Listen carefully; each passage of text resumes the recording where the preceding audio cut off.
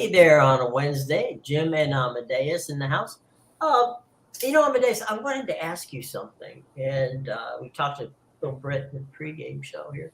Uh, are you into live betting? Is that a wise thing to do? And if so, what's the upside downside to it? Yeah, it all really depends on the game and the situation. There Hmm. are some games where I'll look at and it's one of those things where you can make a case for either side to win the game.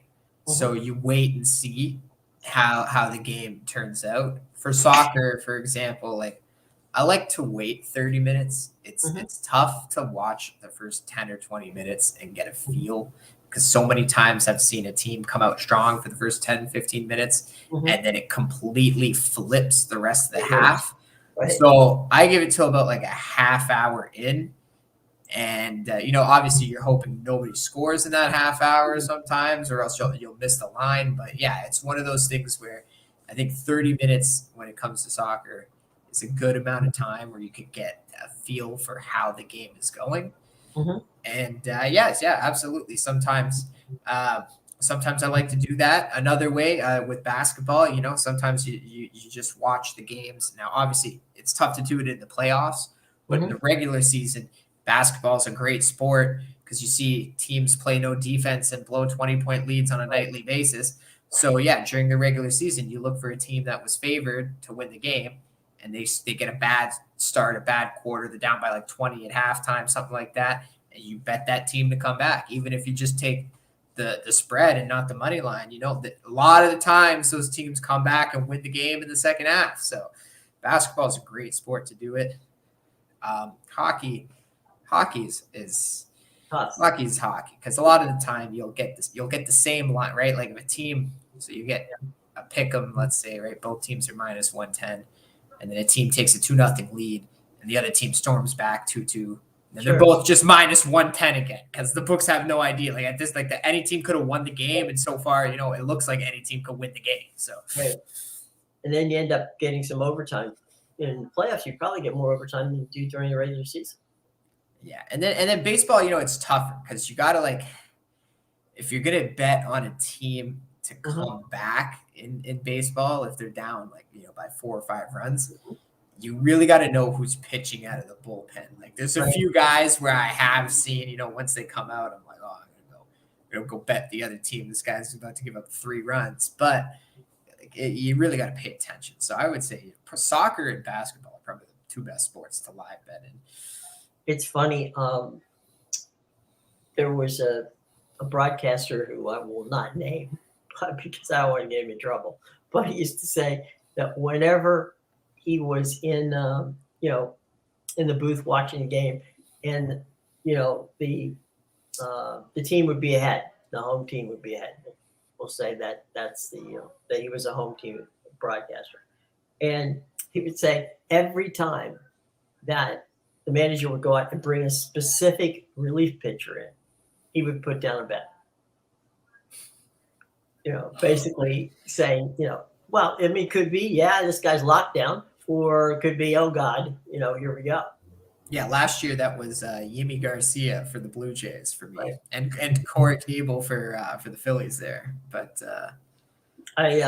Dusty Baker once told me about because Dusty probably uses more pitchers than anybody in baseball. Um, really, and he said to me, he said, "Yeah, I got my Pepto Bismol pitchers."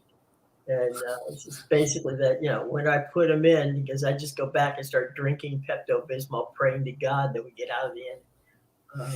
Yeah. yeah, and that's the problem, right? It's like you have these guys, they're not any good, but you have to use them because you can't use other guys every single night. Oh, yeah. They wear the arms out. And that's why, again, that's why baseball, a lot of people like to play the dogs because even the worst team in the league is going to win 60 games in the year. One way or another. I know that, talking about that, I mean, we've got that now 3-batter rule, right? So you can't go out and go, oh, crap, I made a mistake and brought this guy in. Now I got to live with him. Injury. Right. Now I got to live with him because I put him out there. Unless I think, what is it? The rule, like you can change if the inning is over, right? Yes. New guy out. No. Oh no. Okay. Carries over. Yeah, it carries over. Because I've seen a few guys like they come out, they pitch like 0.2 innings, right? They get the 2 outs, and then it's a different guy in the next inning. So I don't know. Well, a 0.2 inning just means that, you know. You got the 2 outs. That's right. Got 2 outs, so it doesn't necessarily mean that you pitch the 3 batters. Okay, I wasn't sure if they count. Well, they carry over. It's unfortunately they carry over. Now, to your point, I'm quite certain that sometime during that, you get 2 guys out and you end up you give up some runs or something happening. Things that you don't want to go right. And then when the guy gets in the dugout, you probably see the trainer walk over and say, there's something there I didn't like about that. Maybe we're just going to have to go and because you can if the guy gets injured. Yeah. So I'm quite certain that there's a lot of tense shoulders suddenly, whenever the guy goes out there and go, "You sure you aren't hurt?" No, I'm hurt.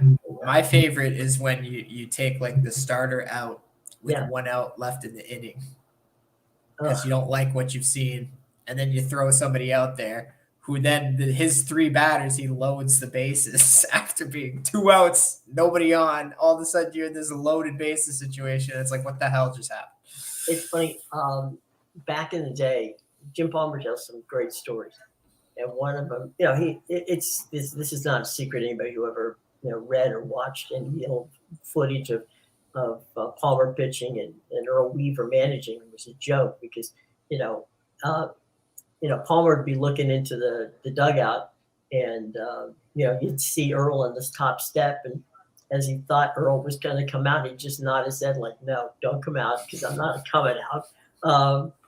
And then when he would come out, Palmer would basically say to him, okay, in the bullpen, who you got better than me?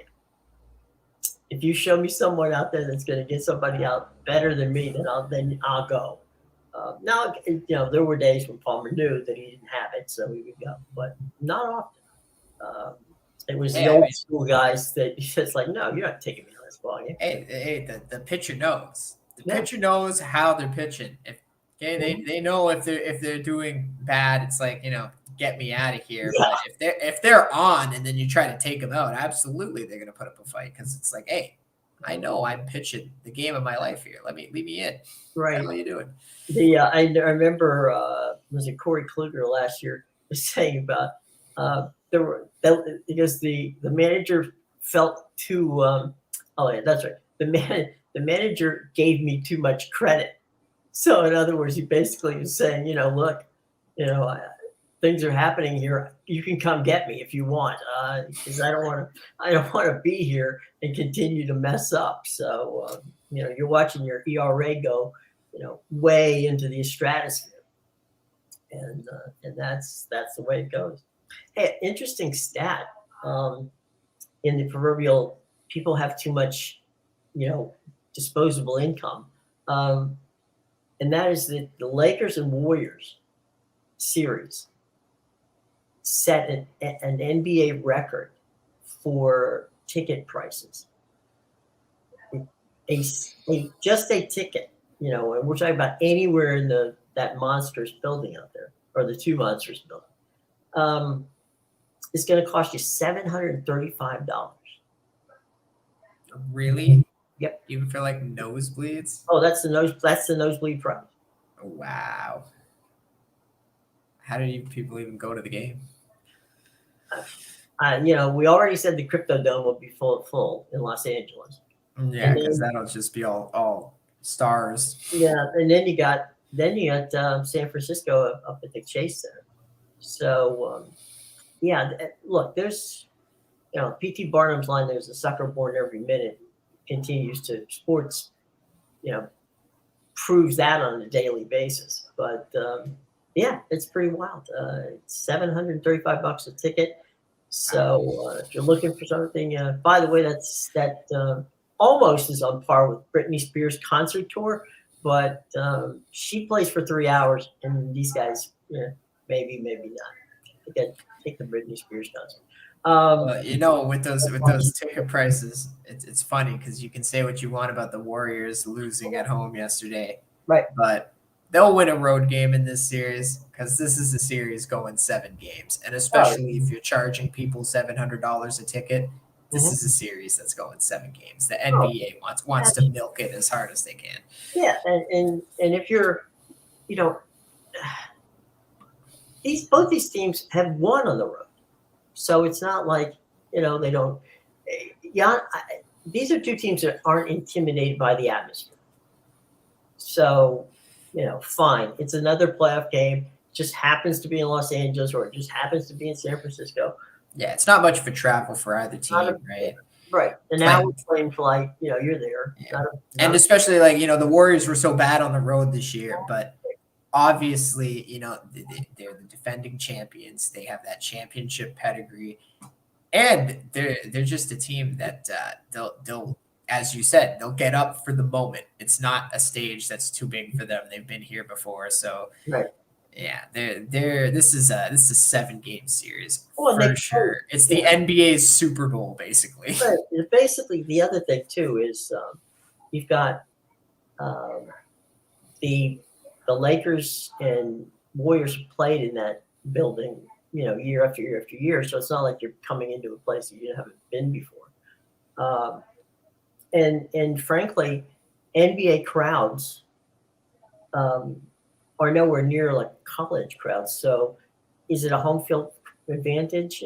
Yeah, I guess. I mean, because you get to sleep in your own bed, and drive to the arena, and that's definitely an advantage. But I don't know that I don't think they're intimidated by the crowds either way. No, absolutely not. And you're not in the way these buildings are built. You're not really down on top of the gang. You're basically layered up in such a way that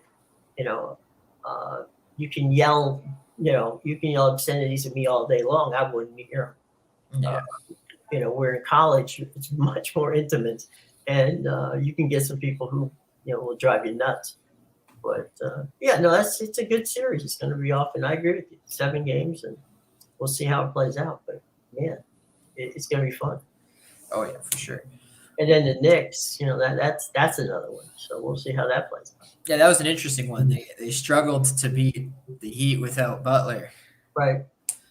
So it's going to be wild. And then we had the Rays and the Pirates play last night, and both of them played the same way that they normally did.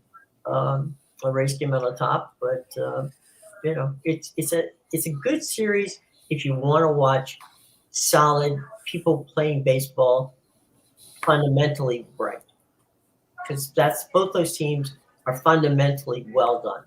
They play defense, they know how to advance runners, they know how to manufacture runs, and then occasionally one of those guys is going to run into a ball and knock it out of the park. So some entertaining stuff. Okay. 2 best teams in baseball. Somehow. At this point, how about that? Whoa, that's a definite one. So, what did is there anything on the docket soccer-wise today that's interest to you? Yeah, I mean, almost every team in Serie A plays, but I mean, I think Napoli can lock that up tomorrow with a win, the title there. Yeah, I don't know. I don't really like anything in Italy today. It's a bit of a, I don't know. There's weird games, right? Like every team plays, and all your top 6 teams are pretty much big favorites. Like you got Inter Milan, Juventus was a minus 167 earlier. They beat Lecce 2-1, so it didn't even. If you took the -1, you pushed anyway, right? So that's why I don't like these games. Like I think Lazio is a -1 against Sassuolo. That was actually a bit better yesterday, but yeah, there's a few of these games. Roma's actually a dog on the road, but I don't necessarily. That doesn't happen often. Yeah, the thing is they're missing guys. They don't really score a lot of goals away from home. They're not the best, so that's another one where they might not win that one. The line is right. They really don't want any part of Roma on the road. So yeah, there's also some Spanish games, but nothing too exciting. There's 2 Premier League games that I didn't even glance at. You got Liverpool versus Fulham, which I have absolutely no interest. I don't need to watch that game to know that the Premier League will somehow get Liverpool a win. And Man City's I forget who they're even playing, but they're another one that's a minus 500 favorite. Man City. Hold on, let me just check here. But yeah, again, that's one that's not really a bettable game. They're playing West Ham, Man City, which I mean, West Ham's been playing better. Maybe they help Arsenal out and are able to cause City to drop some points here. But I mean, Man City at home, they've been rolling lately. I would be shocked if they don't score 4 goals in this match. It's it's one of those things where they're playing, and I'm just my personal. I just don't have a feel for either side. Well, that's the thing, right? It's tough, especially when it's minus 400. You got to play both teams like to win by 2,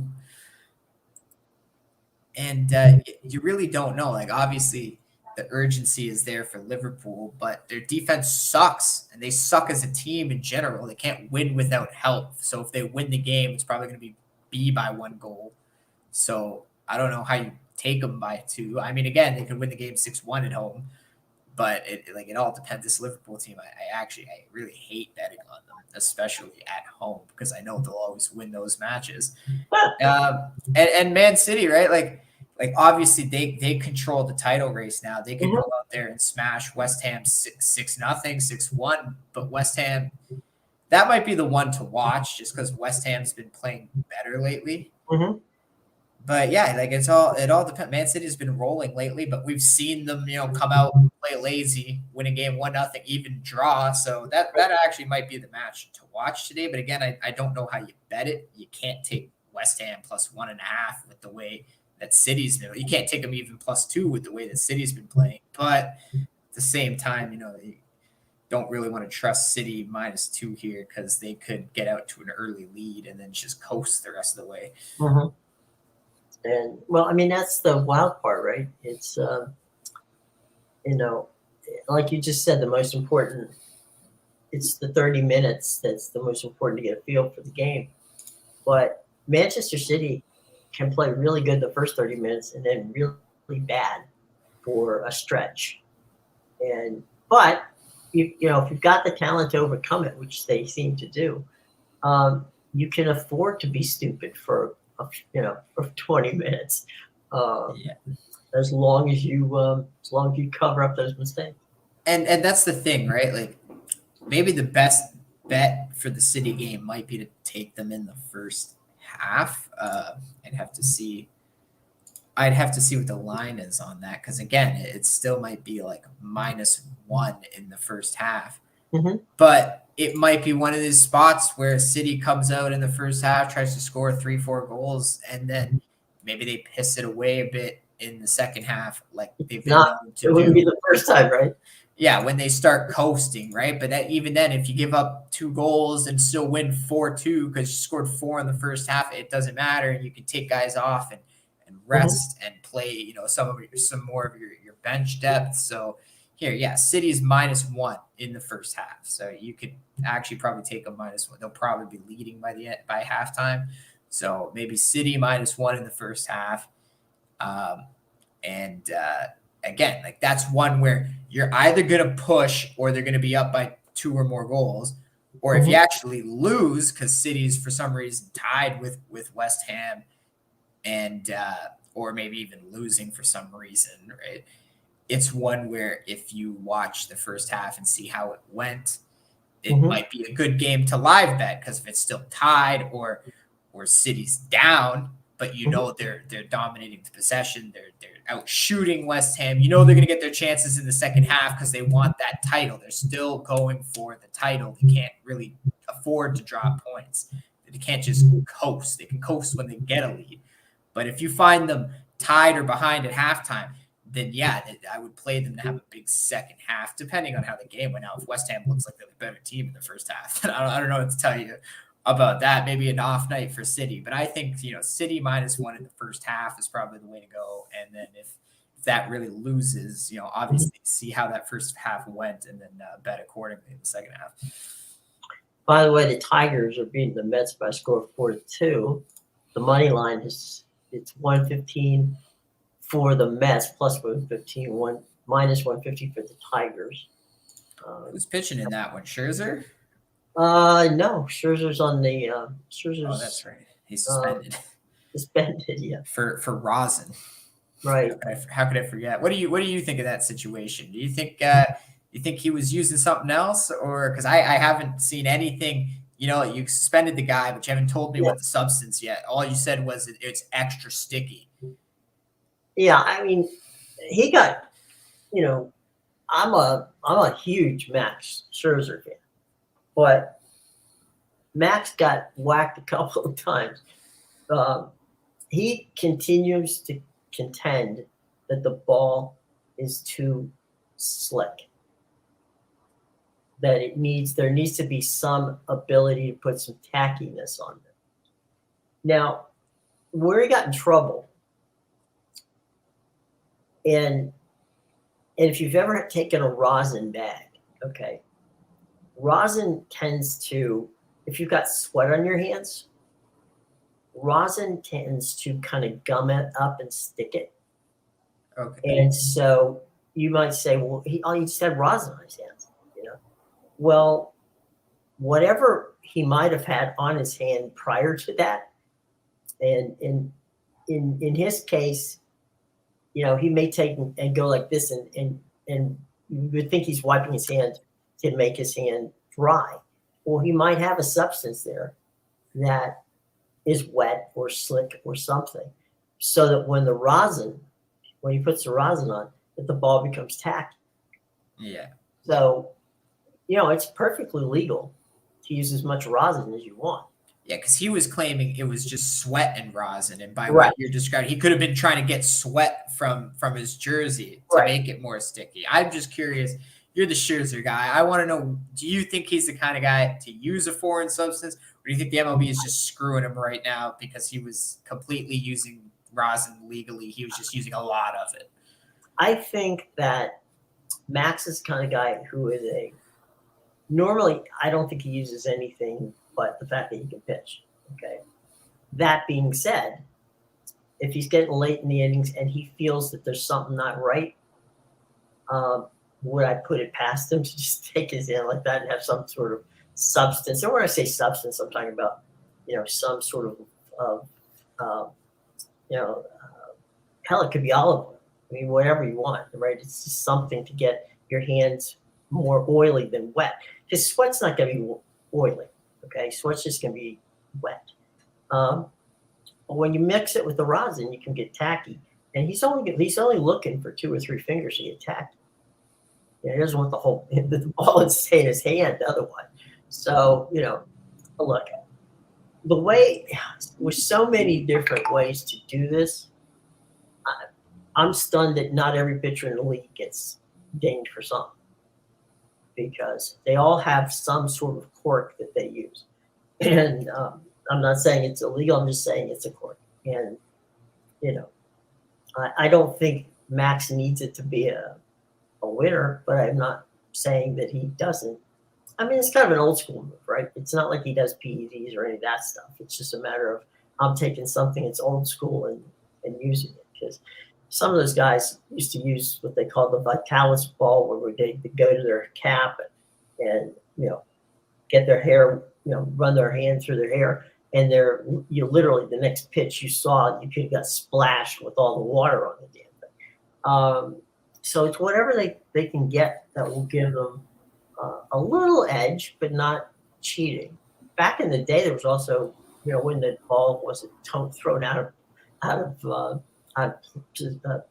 play for so many times, you get catchers who actually had sandpaper in their gloves, and so the catcher would take the ball and just kind of like do this and throw it back to the pitcher, and he damn near had grooves in it.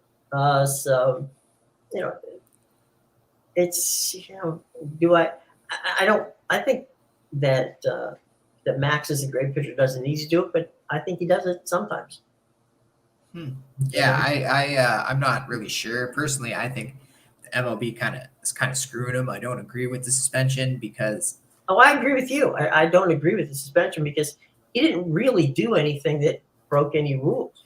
Yeah, for me, it's the fact that if you're gonna go and suspend him what was it? I think 10 games or something like that. If you're going to suspend him for 10 games because of a foreign substance he's using, you better tell me what that foreign substance is. Okay. Right. Because if you have no proof that what he was using wasn't just sweat and rosin and just a crap load of it, right, then you just suspended a guy for just stretching the rules. And we see coaches do this all the time that really know the rule book well. We've seen him stretch. We watched, I think there was even a college game where the Oklahoma State coach took advantage. I forget what it was. It was like a quirky rule about where you could fair catch it on an onside kick because it hit the ground, or no, because it didn't hit the ground yet. It was just like a popper. So like we see this all the time. You can stretch the and the QB sneak with the Eagles. Oh, yeah. You can stretch the rule book. So if that's what Scherzer was doing, and you can't tell me, oh, he was using spider tack or whatever, you don't have the substance, and you can't suspend the guy. And I think it's ridiculous. Oh, I don't think he was using spider tack. I think it was just the way it does it. But no, and you made a very good point there, and that is that knowing the rules and knowing how far you can push the rules is until you tell me otherwise. Why am I not going to take that advantage? It's not illegal. It's just strategic. Yeah. The rules are set this way, and I'm taking advantage of whatever loophole I can find. Well, and then there's the umpires who are geniuses that, think they know the rule book better than, they'll cite you a rule, which, you're sitting there going, that hasn't been called in 6 years. And you're just, now you're doing it. The same umpire that'll tell you a strike is a ball, but then the same pitch is a ball again. or sorry, the same pitch is a strike for the other team. I think if you look at it, all baseball players, when they're hitting, and the home plate umpires, all they want is consistency. If you're going to call a pitch off the plate, a ball off the plate, and you call that a strike, then do it consistently. So I know that I don't, I got to cover that's outside the plate because I'm getting, the guys calling that a ball all day long. Like the other night in the Blue Jays game, a lot of pitches high above the strike zone were getting called as strikes for the Blue Jays, but they were getting called as balls for the Red Sox. So that was, consistency issue, especially when literally the last out of the inning was a Blue Jay player striking out on a ball that was like way high off the strike zone. Obviously, you can see the square that they have there. It was way above it. He gets struck out, and then the very next batter for the Red Sox, the next inning, he gets a ball on one that was below the line of the strike zone. So I really don't understand that one. That's for sure. That's why I'm all for the robotic umps. I agree. Sometimes the catchers are great at this. The catchers will steal you a strike. That's another thing. Why we need the robot umps. There's also the ball 3 feet to the outside, but I brought the glove. What happens is, back in the day, the catchers weren't big guys. They were heavy set guys, right? But they weren't big. So you could lean in and look over the shoulder if you're an umpire and see the strike zone pretty good. You take a kid like JT Realmuto for the Phillies, right? He's big. The umpire's looking over Realmuto's shoulder and still not getting, still getting blocked to where it is. So he's guessing. So it's like, fine, if you're going to guess, guess in my favor once in a while. But, and then, we talked about basketball, right? I've seen coaches who are just, they'll spend all night ragging an official to get 2 or 3 calls toward the end of the game. They're like, guy, he's leaning on my guy all night long. It's a foul. Why didn't you do something about it? And eventually, you'll see a referee in a crunch time period of the game who will call a foul, and he hasn't called that foul all night long. But this time, down the court, he calls the foul. And you're like, how'd that happen? What happened? Because the coach has been pitching at him for an hour and a half to call it. And finally, he sees something that even vaguely represents what you had mentioned, and you get a foul call. So, I don't know. It's a very interesting. If there were a way to monitor referees in that regard, I'd be all for it. Yeah, it's definitely a consistency issue, and obviously you have the same thing in soccer too. So it's it's just ridiculous. The refs need to understand if you're gonna not call certain stuff or call certain stuff. It's fine on a game-to-game basis, but you need to keep consistency at least within the game, right? Like if one thing is a foul tonight and it's not a foul 3 days from now in the next game, like that doesn't bother me as much as something that was a foul for that team, but 5 minutes later it wasn't a foul for the other team. Well, what do you think about the VR stuff? I mean, is that? I think it's awful. Oh, it's awful. Okay. I think it's atrocious. Like obviously, I don't think video review is bad. I think the way they're using it is terrible because there's so many times where I'll see a guy with his arm like pressed against his body and they take the goal away for a handball, which makes zero sense. And then like in another thing, I'll see a guy with his arm out like that and it hits his hand here, but yet they deem that, he added it inside the body. No, he didn't. Okay. And then they also have some of the times they use the rule where it's like if it's below the sleeve or if it's above the sleeve, it's more like the shoulder. But then I've seen handballs get called for a shoulder before. So it's actually it's ridiculous. And I've seen too much of it over the last few weeks, especially now that the season's winding down. It seems to be a lot more apparent when you're trying to, get the final standings together here in these last few games. But and I always rag on them, but there's reasons why. Liverpool is a great example. Everything is a handball for the other team, but nothing is a handball for them. What about? I've often wondered when you have one main official on the field, right? And the field is larger than a football field.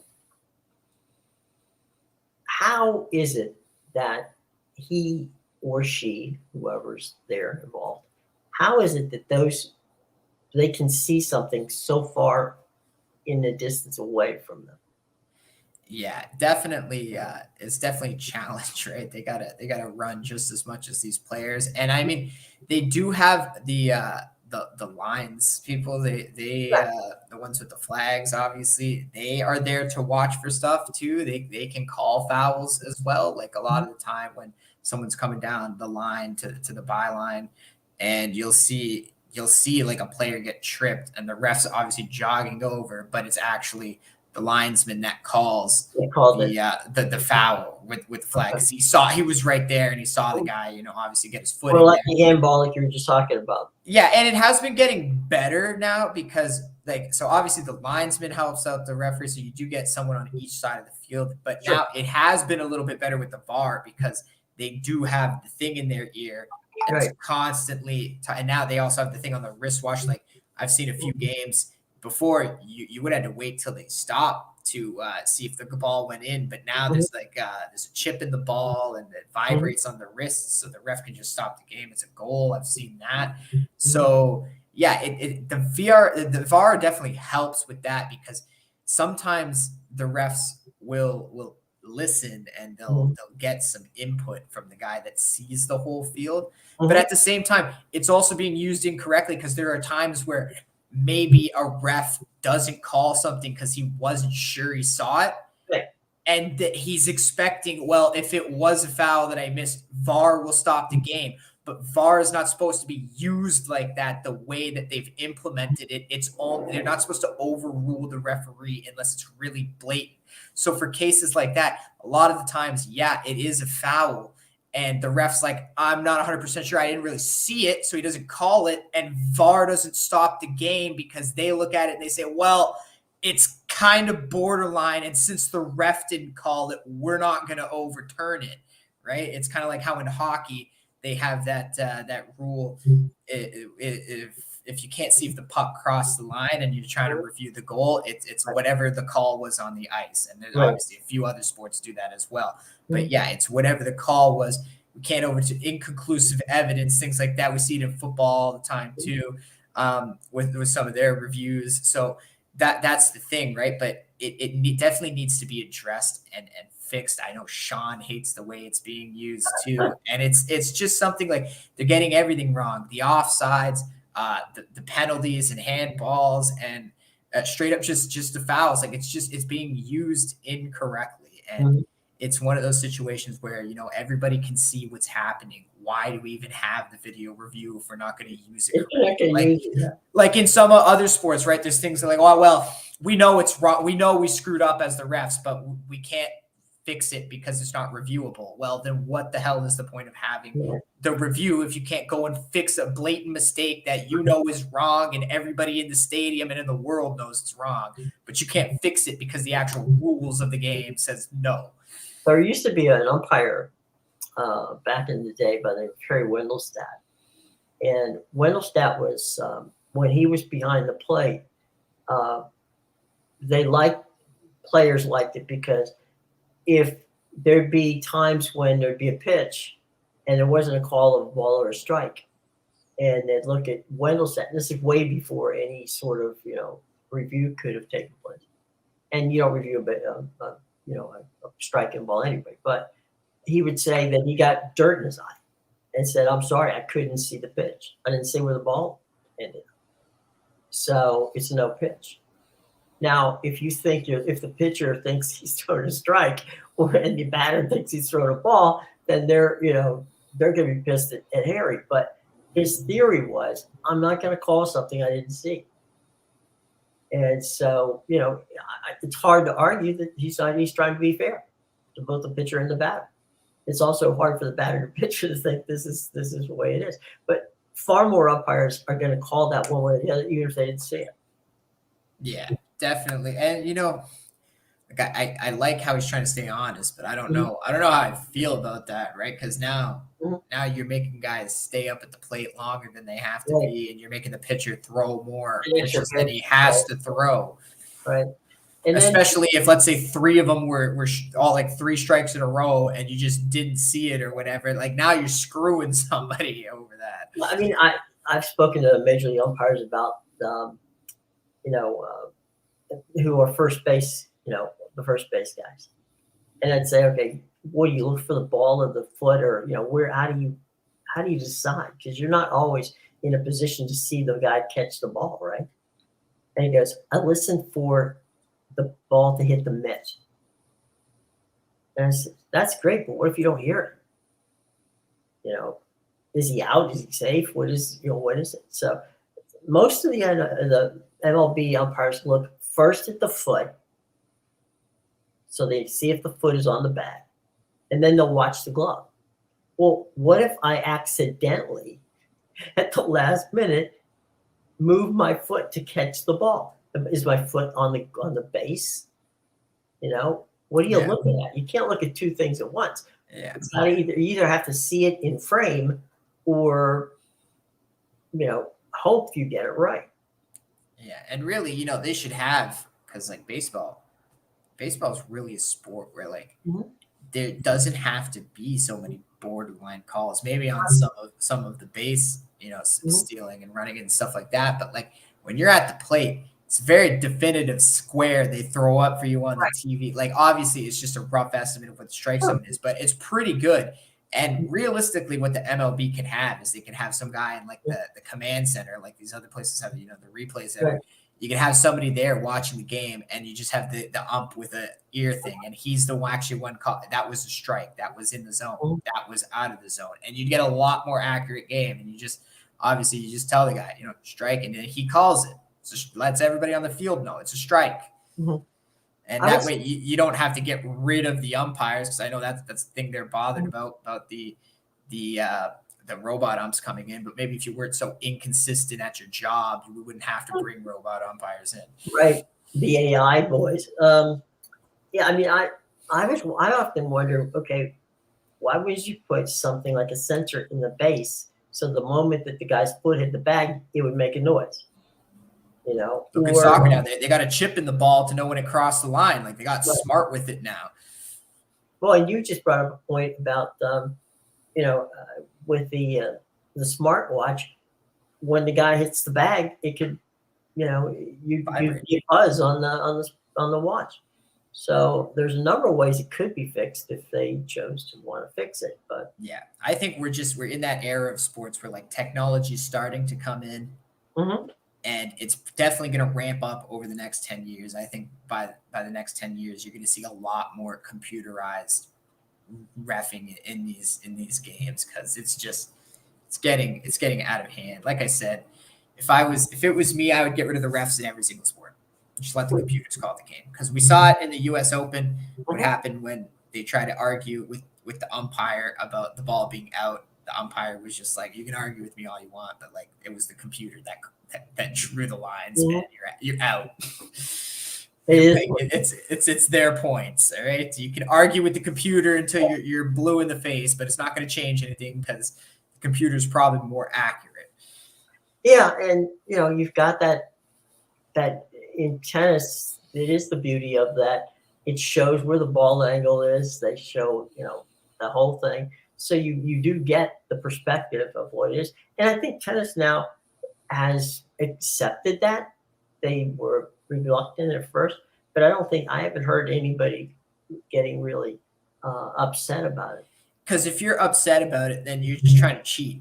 Right. At this point, right? It's only the clay circus that I don't understand. They're still doing the thing where it's like, oh no, that's the spot that the ball landed. Okay, what about the other 3 indents right beside it? Yeah, you could see that on the court, but on a clay court, you could see where the ball was. But like you said, it's like playing golf. You're gonna have 20 divots on the course. Which one is mine? That's the issue, right? It's not like I'm not saying you can't see the divot. I'm saying the issue is, when you get up to the divot, there could be 3 right around it. And it's like, how do you know which one you saw? Umpire? How do you really know? Well, getting to golf, how about the fact that actual fans can call and have things overturned? I mean, that's it's happened. It's happened where, a golf fan's watching something on television and says, "Did you see where so-and-so double hit the ball?" Now, obviously, they didn't mean to double hit it, but they double hit the ball. Oh, wow. I haven't seen that before. And so they'll call, I don't know whether they call the USGA or who they call the country club where the game's being played. I don't know who they call, but they call somebody.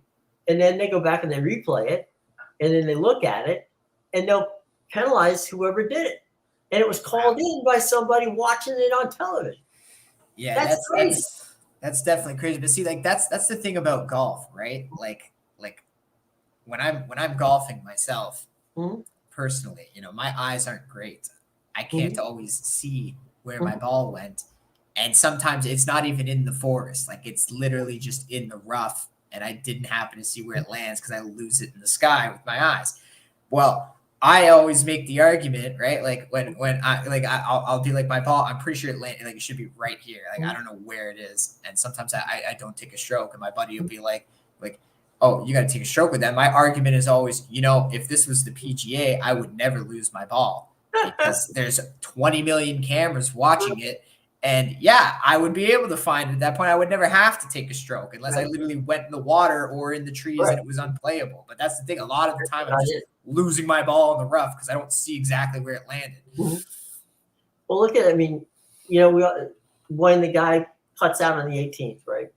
And Jim Nantz or whomever is doing the commentary will say, and our unofficial winner of the tournament is so-and-so. You're like, what unofficial what? I mean, he putted it in, it's in.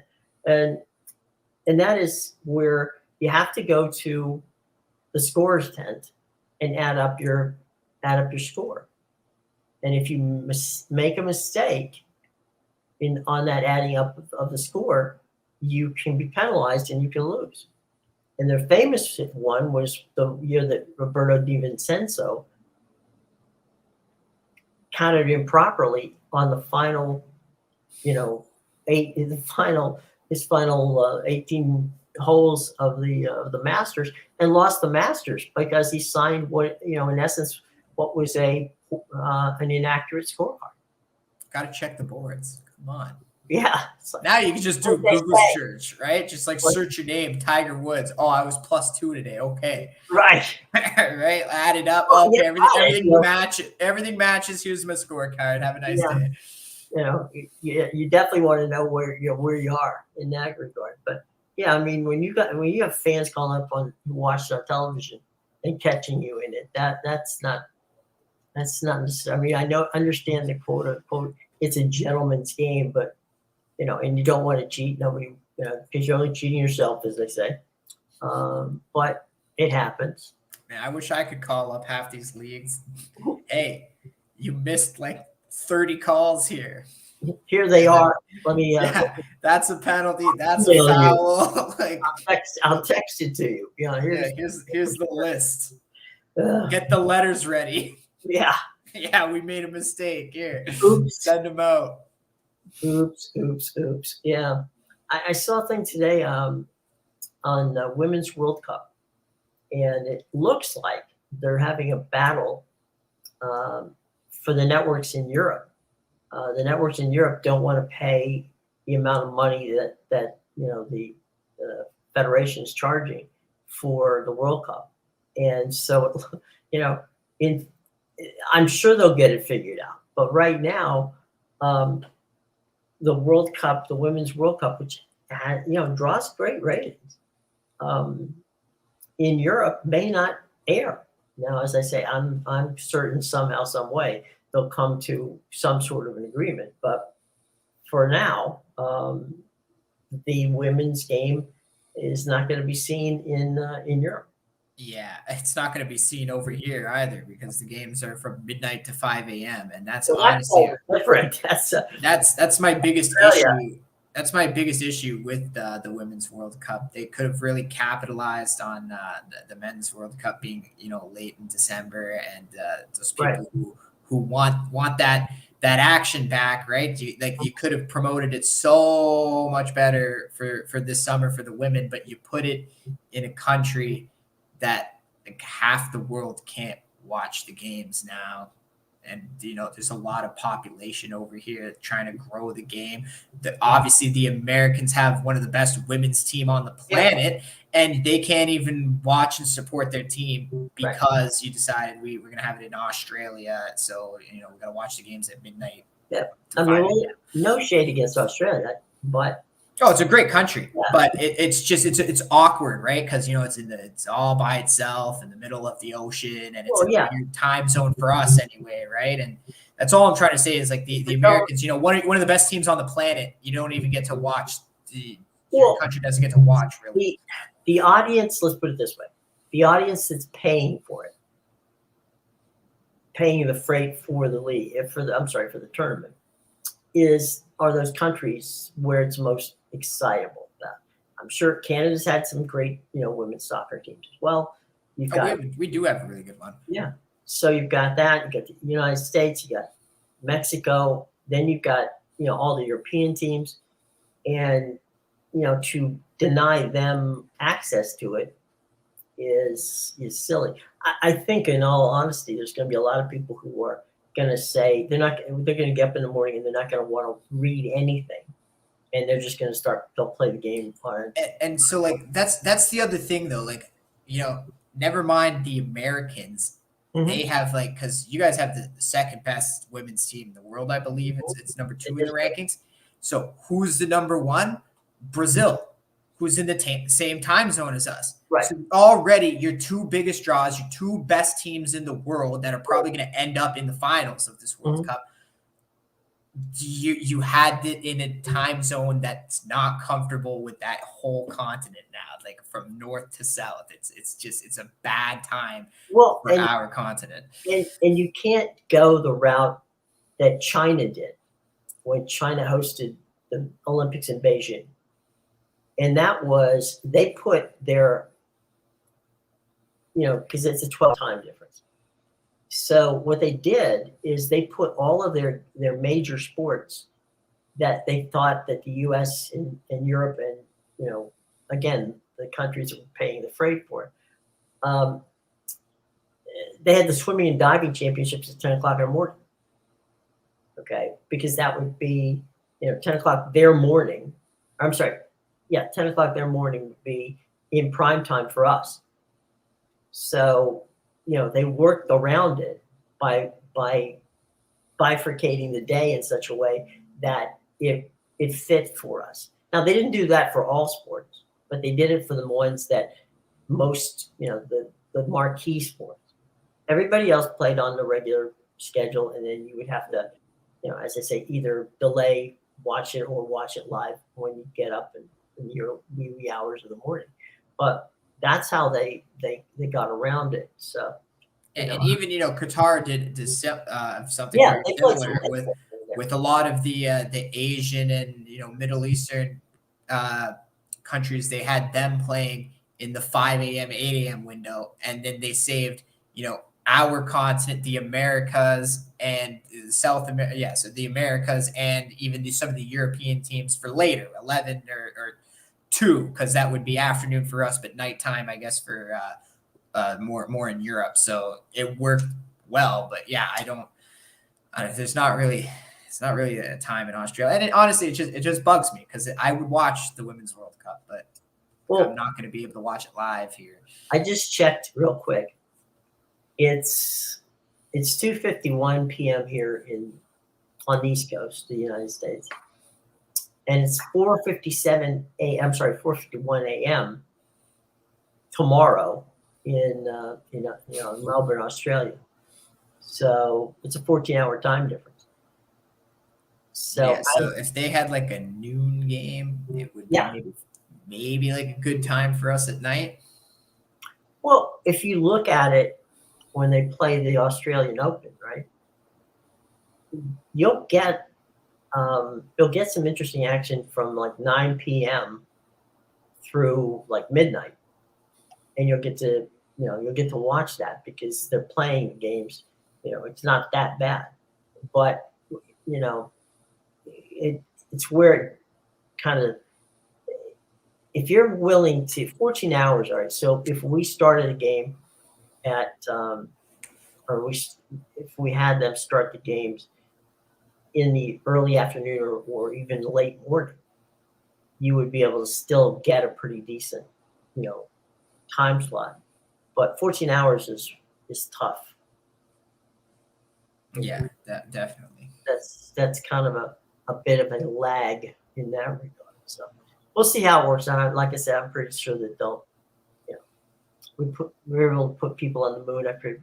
They can probably figure that out one way or another. So we can go from there. Any final thoughts before we get out here on a dreary looking Wednesday afternoon? Just enjoy the games as always. Have fun, and we'll see you tomorrow at 2:00. Drop by. We always enjoy seeing you. And take care, everybody.